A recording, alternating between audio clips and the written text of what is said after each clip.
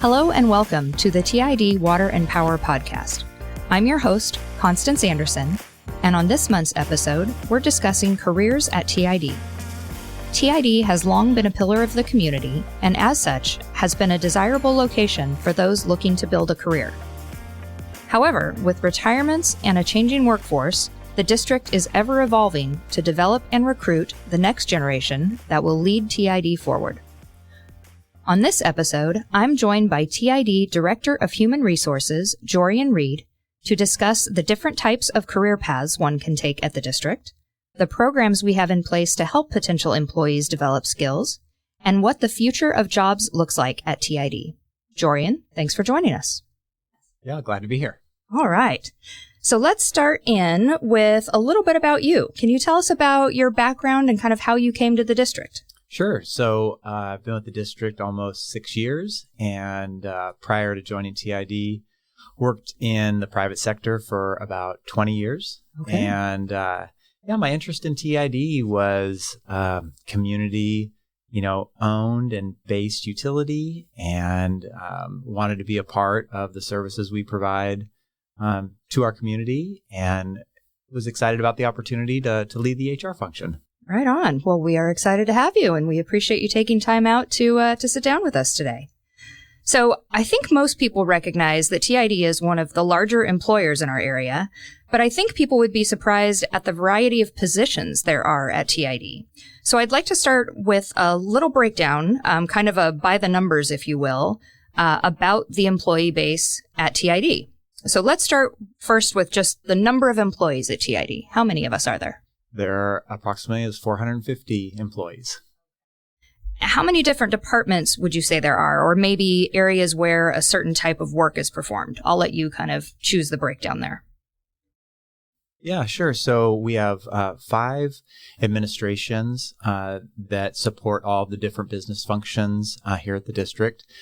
Within those 5 administrations, there's 30 departments, and then within those departments, there's different divisions, but all roll up the 450 employees to the 5 primary administrations. Okay. And when you say administrations, for some of our listeners who might not kind of conceptualize what an administration means, can you give us what those 5 are, and does that kind of lead us to sort of the work that happens in those areas? It does, yeah. So the 5 administrations are our general manager administration, our electrical engineering and operations administration, power supply, finance, and water. Okay, very good. So I think we can kind of start to connect the dots as far as like what positions might roll up under each one of those administrations. Yeah, based on the title, you can envision, right, within the water administration, lots of positions that support the distribution of ag water, and then monitor all of the reservoirs and essentially the flow of water that we manage for our customers. Very good. All right. And I'm going to quiz you a little bit more on some of the more specific positions as we get going here. Okay. So then how many different job titles are there at TID? So there's approximately 200 job titles, and there's a portion of those that are represented by our 2 unions, and then a portion that are unrepresented and non-union positions. And let's talk about that a little bit more, the 200 different job titles, because some folks at the district might have a similar job title, but they do different positions.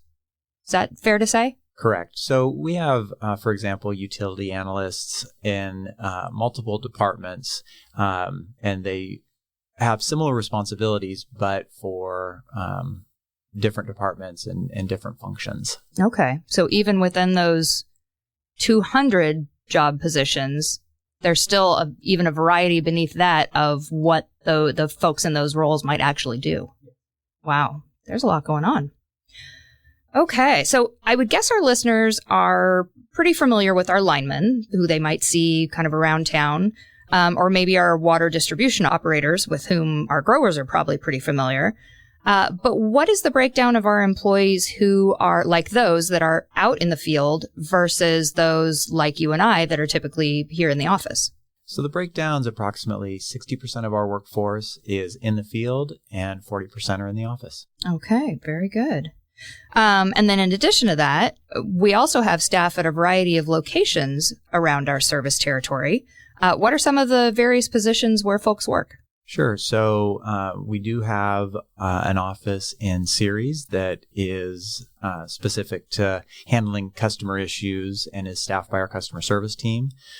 Here in Turlock, we have two locations, one being our office on Canal, which is another location that services customers and really is our primary facility for a majority of our administrative staff. In Turlock, we also have the Broadway Yard, which, as you mentioned earlier, the line department happened to work out of, and most of our field staff, including construction and maintenance, and a lot of our trades. Outside the Turlock area, then we have facilities up at Lake Don Pedro, including our power plant, and then also the recreation agency that services the campground and lake operations. Very good. So kind of spread out all around the TID service territory. Okay, so now I'm going to get a little bit philosophical with you here. For those out there who might wonder what it's like to work at TID or what we're all working for, what would you say it means to work for TID? Sure. So, we have our mission and vision, and that TID will provide reliable and competitively priced water and electrical service while being a good steward of our resources and providing a high level of customer satisfaction. TID has a reputation of being a trusted partner, an innovative leader, and a model of sustainability and enhancing the quality of life for our community, really through embracing our core values at every level of the organization. Okay, that's a tall order, but a good one. Yeah. I'd say also it ties a lot to our core values. And one of our core values, which, we're going to talk about today, is our quality workforce. Awesome. Very good. And I think those are key, the mission, the vision, and the core values, because at the end of the day, that's kind of a reminder, regardless of what position you hold or what administration you report up to, we're all working towards the same goal of supporting the community. And I think that's what those echo. So thanks for sharing those with us. Yeah. All right. So TID is pretty foundational to our community. I mean, without the services of power and irrigation water, where would we be? Yeah, absolutely. Yeah. And it's one of the big reasons as we talk to employees on a monthly basis. We have a new hire luncheon, and, we go around the room and talk to employees about what their interest was in joining the district. And a lot of them do talk to just that desire to work for an organization that supports their local community and with such a vital service, as you mentioned, with electricity and ag water. Yeah, absolutely. Another cool thing about TID is that we're not only set up to support the community with the critical services of power and irrigation water, but our employees take it one step further. Can you tell us about Team TID? What is it and what is its purpose? So all employees at TID are a part of Team TID. Team TID does have a steering committee that on an annual basis establishes the different activities that will be offered for employees throughout the year to give back to the community. Activities like supply drives, whether it's for a local shelter or at the beginning of the school year. We also have done blood drives to give back to the community, and it's an opportunity for really everybody to get involved. Very cool. Let's dive a little further into the variety of positions at TID. Let's begin with those positions that a number of employees at the district have started in when they first came to TID. So the primary positions that employees will start off as their first job and then progress throughout the district. One is our customer service department. We have a department of almost 40 employees. And as we look throughout the district, you will see that employees, so many different employees have, started their career in customer service and then promoted and progressed with the district in their career. Another position that a lot of employees start off their career at TID in is our water distribution operators. Another position where a number of employees start their career with the district is our construction and maintenance department, and specifically as a maintenance worker, either 1 or 2. Okay. And I'll just add on that none of those positions are for the faint of heart. No. All the positions you can imagine provide a lot of challenge and interesting work to support the district's mission. Right on. And so you mentioned that a lot of folks come in at these positions and then kind of move on to other areas of the district. Where do these people typically move? Are there kind of more common trajectories that they follow, or how does that happen? So with the number of positions available within TID, so much is dependent on really what the employee's educational background is, work experience, what their desire is, because there are so many different diverse positions available at the district. And so the employee will generally start working with their manager after a year or so of employment and start to understand what other positions are out there and what background or skill set they need to have to be successful in those roles, and start to pay attention to when those positions become available and then decide to apply. Okay.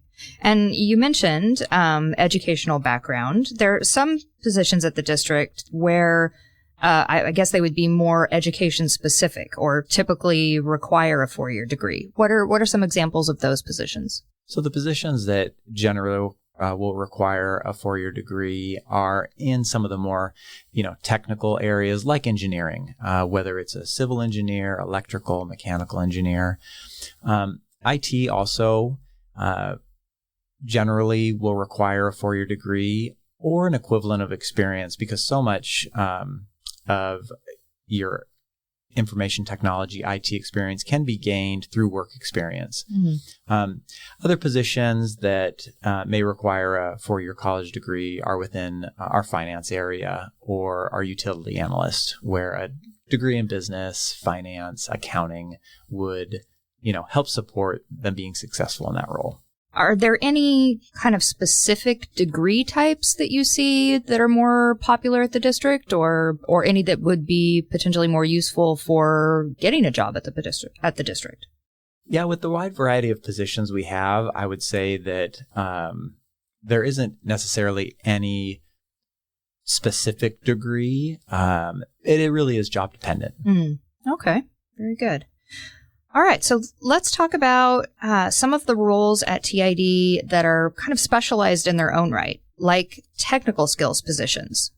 I would say the position of our heavy equipment operators, welders, mechanics, those employees that are in our survey department require experience and background in those technical areas to be considered qualified for the position within those areas or those job classes. Okay, so it's not necessarily a degree or a certain level of education, but it can kind of be a combination of both education and experience. Absolutely. Yeah, and a lot of individuals we see in the positions I mentioned have worked in the industry, worked in the field, that field before, and come to the district with that on-the-job training experience. Okay, great.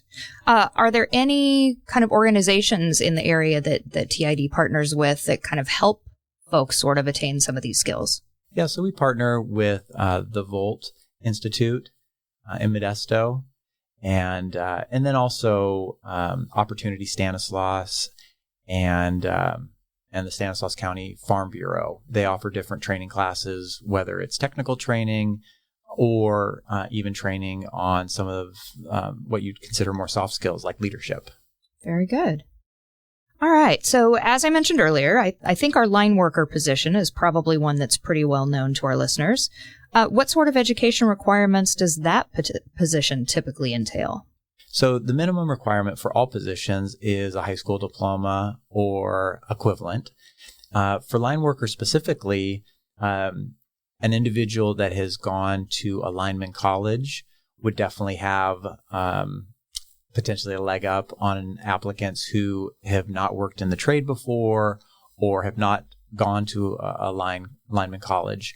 And so that schooling definitely, prepares applicants to understand what the work entails, to have kind of a foundational skill set that gives them the capability to be considered for the role. Okay, very good. Of course, then TID also has employees in roles that are fairly typical of companies for our size. Yeah, I'd say those positions that you would think most large employers would have are positions within accounting, of course, human resources, communications, IT we've talked about. But there are also some really cool jobs that I don't think a lot of people realize we have here at the district. Will you tell us about some of those? Sure. So the positions I think of, and when people ask me and I highlight, are one being our energy traders, where these individuals, to me, I consider them like stockbrokers, where they are monitoring the price of electricity, both in our area and outside of our area, and they are selling and purchasing power based on the price and what's needed to support our community. And so, again, pretty interesting job that you wouldn't necessarily think of exists within a utility. Another position I think of a lot of times too is our hydrology and hydrologist, and that we depend so heavily on Mother Nature to provide us with the water we need to fill the reservoirs and eventually provide to our ag customers, that we employ individuals to essentially help monitor the weather and understand how much water is going to be deposited in our watershed that we'll be able to utilize in the reservoir for the upcoming irrigation season. Right on. Yeah, it is a fascinating thing for sure. And I will say I've grown quite dependent on their weather predictions, much more so than what you might hear on the news or on your iPhone. So here's hoping that someone out there listening to this episode is hearing about what it's like to work at TID and the various opportunities that are available here, and is curious as to how they might come aboard at TID. Can you give us some scenarios as to how that might happen? So all the positions that are available at the district are posted online, and applicants can go out, research the jobs that are open, read the job description to understand what the work entails, what qualifications they need to have to be considered eligible for the position or qualified for the position, and would apply through the website. We do have a number of apprenticeship programs. We have 6 in total, and they cover a wide variety of technical areas within the district. And so it's just a great entry point into the district, into a trade. The apprenticeship programs are between 36 and 42 months. And during that time frame, an individual is trained and given the skill sets needed to be a journey level individual in that trade, and have a, meaningful career here at the district. Very good. And you mentioned that those apprenticeships are available in, a variety of kind of the more technical positions. Can you give us some examples specifically of what those might be? Yeah, so the line department we've spoken about. So we do have an apprenticeship program for our line workers. An area that may not be familiar to the general public would be our Power Control Center, which is an area in a department that monitors essentially the grid for the district and oversees where power is needing to be turned off, where there are issues with power being distributed, and monitor that grid and help turn off and on power to allow the line workers and other employees to safely repair lines and get service back up. We, as I mentioned, have a power plant up in Don Pedro. We also have 2 other power plants, and so we have an apprenticeship program for power plant technicians, and that's both natural gas and hydro. We have an apprenticeship program in our meter department, our substation area, and then also within electronics. Wow. Okay. There's a lot of opportunity out there. And so you mentioned that each of these programs are kind of between 36 to 42 months. How do they work exactly? Do you have to come in with certain knowledge, or is it kind of a teaching experience? So for the most part, individuals can come in with minimal experience. As I mentioned with the line workers, individuals who've gone to line worker college have kind of that fundamental basics of what the trade entails, and that's always helpful. But what we really look for is a foundational level of mechanical aptitude and someone who's really eager to learn and give it their all through the apprenticeship program to gain the knowledge they need to become a journey level employee. Okay. Eager to learn? Yes. For me, mechanical aptitude? No. So I'm glad that we're doing what we're doing. Okay. There's a new opportunity with our construction and maintenance team that just launched last year. Please tell us about the TID Technical Skills Series. What our construction and maintenance department did last year was they identified that they weren't finding applicants who had the skill sets they were looking for to come in as a maintenance worker. And so they also were finding applicants just had a misperception about what the work entailed and what they'd be responsible for here at the district. And so they offered 5 sessions to the community, and members of the community needed to apply if they were interested, and then the department selected the group that went through the program. And in the 5 sessions, they learned about the work that our construction and maintenance department does at the district, and actually had some hands-on training where they got to utilize the tools we actually use in the field and get some experience as to what our maintenance department does. Very cool. I think another really cool thing about the program is that it was completely free to the community. That, like you mentioned, folks had to apply and be selected for the course. But once they were in, it was completely free of charge to those who participated. In addition to that, the staff who taught the program completely volunteered their time to do it. So I think that's just another example of the quality people we have at TID who are willing to do that. Absolutely.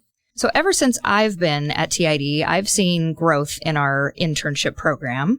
I think it's such a great opportunity. What can you tell us about seasonal and intern positions at TID? So let's start with our seasonal positions. So 2 areas that typically bring on seasonal employees are our construction and maintenance department, and then also Don Pedro Rec Agency. So Don Pedro Rec Agency, obviously supporting Lake Don Pedro and lake operations, primarily brings on seasonal employees during the summer. And then construction and maintenance, their busy time is during the winter when we're not running ag water, and they're able to get in and work on the canals and pipelines. And so that's when they generally are hiring seasonal employees. As far as interns, like most employers, we focus on the summer season for interns when students are taking a break from school or have a lighter course load where they can work a little bit more than part-time. So the areas that generally will bring on interns at the district, we've had interns within our communications department. We regularly have interns in our IT department and also within engineering. All right. And are these internships paid or unpaid? They're paid. That is a very important factor. Yes. And I know that just within the communications team, we've had really good luck with the interns that we've had in. Just some real go-getters and students who I feel confident are going to go on to do great things. So I'm glad that they had a stop in their journey included TID. Yeah, we really enjoy having interns, and not that the program is set up that you automatically roll into a full-time position at the end of your internship, but a lot of it is just timing. And we have had interns who have landed full-time positions after their internship, whether it was immediately after or within a year or so when a position became available that they either internshipped in or learned about during their internship. Okay. Are there any schools in particular that our interns typically come from? So we try to focus our efforts at universities that we believe students from our local community tend to gravitate to. So that would be Stanislaus State here in Turlock. We have a heavy student population or interest in Sacramento State, University of California, Merced, Cal Poly, and I would say also in Fresno. All right. And you mentioned Stan State. I think the district has kind of a special partnership with regard to interns with Stanislaus State. Tell us about that. We do. We are one of the founding employer partners for Career Ready U. So this program was developed by Stanislaus State, and really it was an opportunity to work together to create a stronger career-ready culture for all Stanislaus State students and alumni. So it offers a lot of different opportunities for us to engage with Stan State students and faculty. This includes classroom presentations, mentorships, job shadowing opportunities, internships, of course, and job information interviews. Okay, great. Now, you mentioned with internships that there has been opportunity in the past for an internship to turn into a full-time position. It's just kind of a matter of timing as to whether or not there's a full-time position available. Would you say that same opportunity is there with our other seasonal employees, like the ones you mentioned with construction and maintenance or DPRA? Absolutely. So similar to our interns, anyone that comes onto the district in a seasonal kind of part-time capacity gets to learn about what the district, what the work involves, what the department, the culture is like, and gets the experience they need to be considered for a full-time opening, and definitely bring, a higher skill set during the application process than someone who hasn't necessarily worked for the district before. So when we do have an open position at TID, how do we typically recruit for those? So as I mentioned earlier, all open positions are available online, and that's at www.tid.org/careers. And then they're also picked up by some online job boards. We also post positions at our LinkedIn page. All right. Any other opportunities where folks might hear about some of the open positions at TID? So we do participate in a lot of local career fair, job fairs, whether it be specifically at a college where they are targeting not only student population, but alumni. And then for the community-based programs, they are a lot of times focused on the community in which they serve, but also different affinity groups. For example, job fairs specific to military veterans and trying to highlight employers and positions to that population that they can apply for. Okay. And when it comes to that sort of applicant pool that's generated for some of these open positions, which positions would you say have the largest number of folks that apply? So we've been really lucky at TID because we're such a sought-after employer where a majority of our positions will get hundreds of applicants, specifically customer service reps, water distribution operators, our maintenance workers that work in construction and maintenance, and generally for our 6 apprenticeship programs, we will get hundreds of applicants. Wow. And so, yeah, the competition is fairly tight. Yeah, absolutely. What would you say are some of the more difficult positions to recruit for? So right now we're seeing a challenge finding electrical engineers and some different information technology or IT positions. Interesting. And what about kind of some changes that have come around in the workforce as of the last few years, like remote work? Is that something that you've seen kind of pop up in the recruiting process? It is. So over the last couple of years, we have instituted a remote work program to help, entice applicants as people have gotten used to that being available to them in the workforce. And so we have, again, instituted a program where we do allow employees to apply to work remotely, generally between 2 and 3 days a week. We don't offer 100% telework, but you can work, again, a portion of your work week remotely. Mm-hmm. Because so many companies are offering remote work these days, have you seen that as a challenge to the recruiting process? Because I could live here in Turlock, but I could work in Kentucky. Has that been something that's come up? So we have seen an impact in some areas, specifically in information technology, where other companies are offering possibly 100% remote work, where TID is offering something more, in the middle, being 2 to 3 days a week. And so we have seen that impact the number of applicants we get for certain departments. So once someone has applied, what does the hiring process look like? So depending on the applicant pool and the position, generally we do require applicants to take a test, and all applicants are invited to take that test. Minimum score to pass the test is 70%, but depending on how many openings they have and how many individuals score 70 or higher, then the department manager has the discretion of selecting a cutoff point somewhere over 70%, really to limit the number of applicants they need to review and potentially interview. Well, that sounds challenging enough to have to start out with a test, but as employees kind of make it through that phase of the process, what's the next step? So applicants that have passed the test, the managers will review applications and resume and then decide who they're going to bring in for in-person interviews.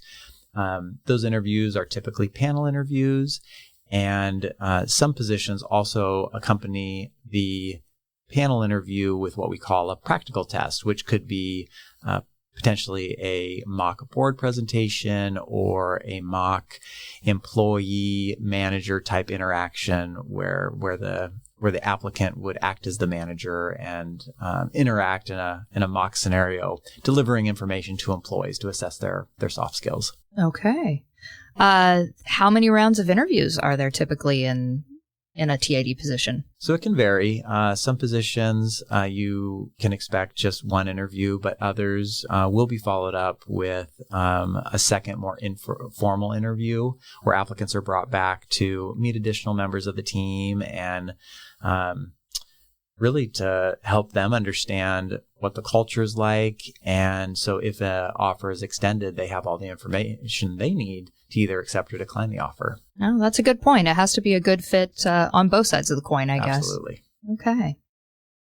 All right. So like a lot of companies, TID is dealing with what's been termed the silver tsunami, as the baby boom generation is kind of coming of retirement age. Just quickly thinking about it, I think I can name 4 or 5 employees that have retired from TID in like the last 30 days or so.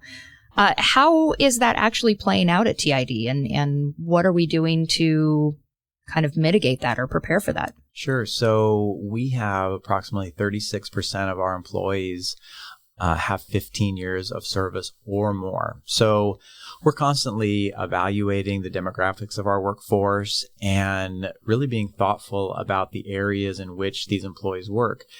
As we've seen, for example, in our journeyman class, it takes 3 years to be qualified to be a journey level employee. And so as we need to be very planful. So as we start to see these journey level positions be eligible for retirement, we essentially have to start planning 3 to 4 years in advance of that person leaving. Sure. So that we have a trained backfill to come in and replace them seamlessly when they do make the decision to retire. Right.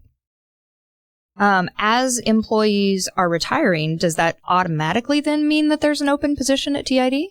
It doesn't. So as employees retire, the department manager will assess the structure of their organization and determine if the work really dictates someone be replaced or if they can reshuffle tasks around to still get the work accomplished with the remaining staff they have.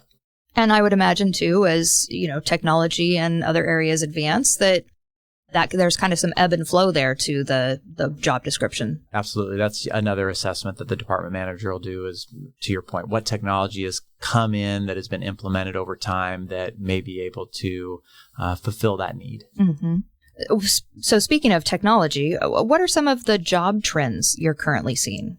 So what we're seeing is automation and technology continuing to be more prevalent throughout the district. And really what it's requiring is our existing employees to acquire those skill sets, to be able to interact with the new technology and automation, and then also for our incoming applicants to have that skill set, or at least have the foundation to be able to learn those skills that they'll need based on the evolving technology. Right. I would say one of the best examples of this is probably our water distribution operators who, for a long time, they were out in the field. They were working with growers, kind of face-to-face, hands-on, and it was much more a 100% manual position, whereas now there's so much more automation that's a part of it. We still need the WDOs to make sure that everything's happening as it should be and maintain those grower relationships, but it's a whole new world of technology that even they're seeing out in the field. Absolutely. I know you've recently been a part of some high school and college job fairs, and it's probably fair to guess that prior to talking to you, a lot of these students may have never considered a career at a public utility. How do you get the younger generation excited about a potential career with TID or another public utility? So we talk a lot about really TID being at a point where we are starting to evolve, and these students could be a part of really, this legacy of taking the district from where it is today and the foundation that we've laid over the past 135 years, but really progressing into this next phase for TID as, we're talking about more electric vehicles and solar and sustainability with our water. And it's just, it's an exciting time to be at the district. So trying to articulate that to the students, that the work's going to be exciting, that it has a direct impact on really your friends and family when you live in this area and work for TID that provides such a vital service, primarily electricity to our customers. And then we also talk about just the stability that so many employers, you read in the news of layoffs when the economy goes down, and the stability of TID. We try to encourage the kids to think about, longer term, how that stability will impact their life in the long run. And really, it's difficult when you're 17 or 18 and sure, you just want, a more sexy job in tech, or a job that allows you, maybe a lot more flexibility than you would find with your standard utility. But we do try to just, again, hone in on those things and help them understand that it is an exciting place to work, and that there is value in that stability. Absolutely. And I think it's interesting because we are 135 years old, but we will be here for a long time. So long as the community is here, TID will be here providing irrigation water and power. And we're working on a lot of, as you said, a lot of really exciting and innovative projects here. And we appreciate you coming on to tell us a little bit about some of the careers that make those projects happen. Jorian, thanks for joining us. Yeah, thank you. Thank you for tuning in to the TID Water and Power Podcast. You can find TID on Facebook at facebook.com/TurlockID, on Instagram and Twitter at TurlockID, and on LinkedIn as the Turlock Irrigation District. I'm your host, Constance Anderson. We'll see you again next time.